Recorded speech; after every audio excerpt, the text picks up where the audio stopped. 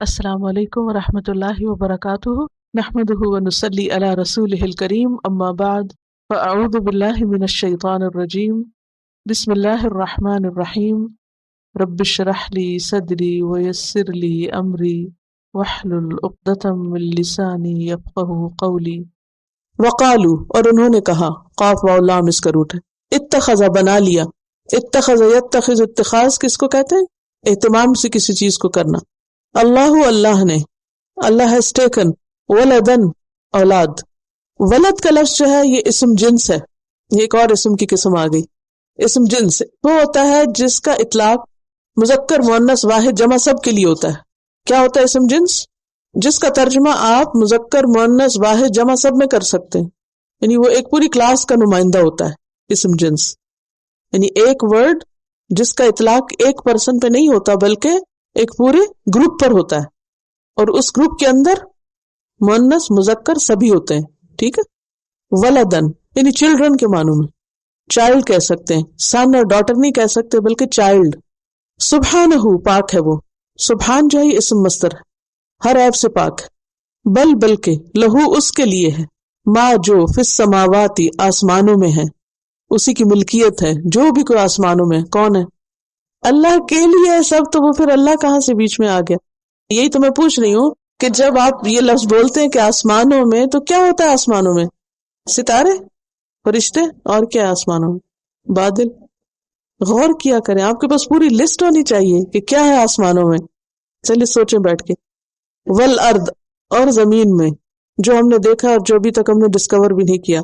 کل، سب کے سب، خواہ کوئی آسمان میں یا زمین میں، کوئی فرشتے اوپر ہیں یا مردے زمین کے اندر ہیں، کوئی بھی چیز یا کوئی مچھلیاں سمندر کی تہوں کے اندر، کل سب کے سب، لہو اس کے لیے، کس کے لیے؟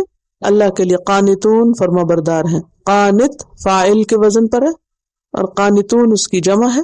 قنت یقنت، قنوت، دعائے قنوت آتی ہے سب کو؟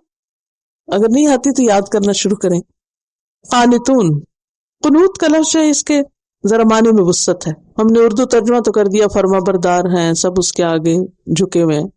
قنوت کا معنی ہوتا ہے عاجزی اور انکساری کے ساتھ عبادت کرنا، اس میں خاص طور پر عاجزی کا معنی پایا جاتا ہے، اور دوام کا معنی بھی ہے۔ دوام کس کو کہتے ہیں؟ ہمیشگی کا، یعنی عاجزی بھی اور ہمیشگی بھی ہے۔ تو اطاعت اور فرما برداری کیسی؟ ہمیشہ اور عاجزی کے ساتھ۔ اور پھر اس میں سکوت کا معنی بھی ہے، ساکت، خاموشی سے۔ تو کیا تصویر آتی ذہن میں؟ ایسا کام جس میں عاجزی اور انکساری بھی ہو، سکوت اور ٹھہراؤ بھی ہو، اور دوام بھی، ہمیشگی بھی ہو۔ کتنی خوبصورت وہ عبادت ہو سکتی ہے نا، جس میں یہ ساری صفات ہو، ہے یا نہیں؟ انہی نماز کو آپ دیکھیے کہ اس میں اگر عاجزی اور انکساری ہے، اندر خشوع و خضوع ہے، پھر اس کے ساتھ تسلسل بھی ہے، ہمیشہ آپ پڑھتے ہیں، یہ نہیں کبھی پڑھ لی کبھی چھوڑ دی، اور پھر جب آپ پڑھ رہے ہیں تو اس کے اندر ایک ٹھہراؤ ہے، سکوت ہے۔ تو یہ ساری چیزیں قانتون میں آتی ہیں کہ اللہ کی جتنی بھی مخلوق ہے وہ اللہ کے سامنے ٹھہری ہوئی ہے، جس کام میں اللہ نے لگایا لگی ہوئی ہے۔ ان عظیم صفات کے باوجود لوگوں کا حال دیکھیں، ان کا ظلم دیکھیں۔ وقال اتخذ اللہ ولدا، کہتے ہیں کہ اللہ نے بیٹا بنا لیا، اللہ نے اولاد بنا لی۔ اب یہ کون ہے کہنے والے؟ اس میں یہود و نصارہ بھی ہیں، مشرکین عرب بھی ہیں۔ قرآن مجید میں آتا ہے وقالت الیہود عزیر ابن اللہ، یہود نے کہا عزیر اللہ کے بیٹے، وقالت النصارى المسیح ابن اللہ، مسیح اللہ کے بیٹے۔ اور یہ اہل مکہ کیا کہتے تھے؟ ملائکہ اللہ کی بیٹیاں، اور یہ سب باتیں جھوٹ ہے۔ وقالوا اتخذ اللہ ولدا سبحانہ، پاک ہے وہ، ہر عیب سے پاک ہے۔ وہ جو مالک ہے آسمان و زمین کا، وہ اپنے مملوک کو بیٹا کیسے بنائے گا یا بچہ کیسے بنائے گا؟ ایک ہوتا مالک، اونر، اور ایک ہوتا مملوک، یعنی جس چیز کا وہ مالک ہے۔ مثلا آپ اس ڈبے کی مالک ہیں اور آپ کا یہ میرا بیٹا ہے۔ انسان جس چیز کا مالک ہوتا ہے وہ اس کی اولاد تھوڑی بن جاتی۔ حماقت کی بات ہے نا کہ آپ اپنے گھر کی مالک ہے، مثلا گھر آپ نے خریدا، آپ گھر کی مالک ہو، اب آپ کے گھر میرا بیٹا۔ اللہ نے ہر چیز پیدا کی، وہ مالک ہے، اور ہر چیز کیا ہے اس کی؟ مملوک۔ تو مملوک بیٹا کیسے بن گئی؟ مملوک بیٹا نہیں ہوتا، مملوک مملوک ہوتا ہے۔ وقالوا اتخذ اللہ ولدا سبحانہ بل لہ ما فی السماوات والارض، بلکہ اسی کے لیے ہے جو آسمان و زمین میں ہے، ہر چیز کا وہ مالک ہے۔ کل لہ قانتون، سب کے سب اس کے لیے فرما بردار بندے ہیں، فرشتے اس کے آگے جھکے ہوئے ہیں، مسیح اور عزیر اس کے آگے جھکے ہوئے اس کے فرما بردار بندے ہیں۔ اور اللہ سبحانہ وتعالیٰ کو یہ بات سخت ناپسند ہے کہ کوئی اس کے لیے بیٹا قرار دے۔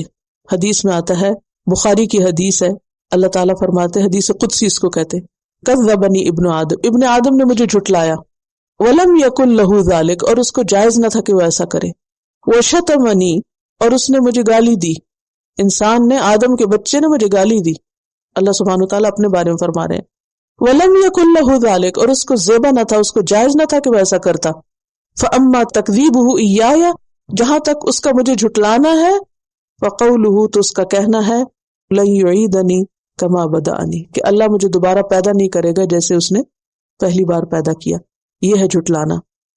وَلَيْسَ أَوَّلُ الْخَلْقِ بِأَهْوَنَ عَلَيَّ مِنْ إِعَادَتِهِ، حالانکہ دوسری دفعہ پیدا کرنا پہلی دفعہ پیدا کرنے سے کچھ زیادہ مشکل نہیں، آسان ہے۔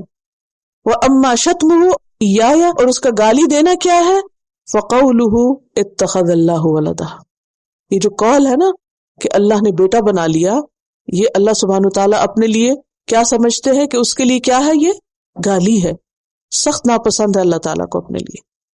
یہ انسان ہے جو خوش ہوتے ہیں کہ چلو فلاں کا بیٹا اس کو مبارک دے کر آؤ، اللہ کا معاملہ اس سے مختلف ہے۔ وَأَنَا الْأَحَدُ الصَّمَدُ لَمْ أَلِدْ وَلَمْ أُولَدْ، حالانکہ میں کیا ہوں، احد، الصمد، بے نیاز، میں نے نہ کسی کو جنم دیا نہ میں کسی سے جنم دیا گیا، وَلَمْ يَكُنْ لِي كُفُوًا أَحَدٌ، اور میرا کوئی شریک بھی نہیں۔ تو پھر سبق اس سے کیا نکلتا ہے، اللہ ایک ہے، کوئی اس کی اولاد نہیں۔ قُلْ هُوَ اللَّهُ أَحَدٌ اللَّهُ الصَّمَدُ لَمْ يَلِدْ وَلَمْ يُولَدْ وَلَمْ يَكُنْ لَهُ كُفُوًا أَحَدٌ۔ سبحانك اللهم وبحمدك نشهد أن لا إله إلا أنت نستغفرك ونتوب إليك۔ السلام علیکم ورحمۃ اللہ وبرکاتہ۔